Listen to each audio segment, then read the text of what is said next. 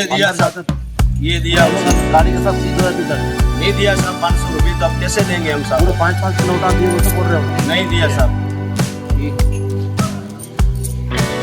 ये ले लो आप। नहीं लगाया साहब, नहीं लगाया, नहीं साहब, नहीं लगाया।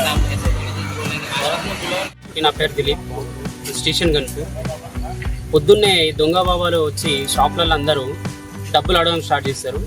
ఫస్ట్ 10 రూపాయలు ఇవ్వగానే ఇంకొక 50 ఇవ్వండి అని, ఇంకో 100 రూపాయలు ఇవ్వండి అని, తర్వాత వాళ్ళ దగ్గర ఉన్న మాయమాటలు చెప్పి ఏదో పౌడర్ వాళ్ళ మీద ముఖం మీద మొత్తం చల్లి 500, 1000 రూపాయలు, 1500 ఇష్టార్యంగా వాళ్ళు ఎంత అంటే అంత దోచుకొని వెళ్తారు. దయచేసి అందరూ జాగ్రత్త పడాలి, అందరూ జాగ్రత్తగా ఉండాలి. ఇలాంటి దొంగ సాధులు వచ్చినప్పుడు ఎవరిని రానియకండి, 1 రూపాయి కూడా ఇవ్వకండి. వీళ్ళు కష్టం చేసి మంచిగా బతికి మంచిగా సంపాదించుకోవచ్చు.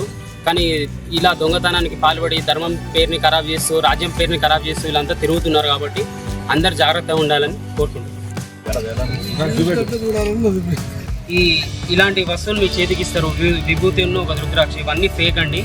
ఇవి నమ్మొద్దు. డబ్బులు మయం చేసి ఏదో విభూతిలాగా మీ చేతిలో పెట్టడం, ఇవన్నీ వీళ్ళు చేసిన మాయాలు. వీళ్ళు అసలు నమ్మొద్దు, జాగ్రత్త. ఫీలింగ్ లేదు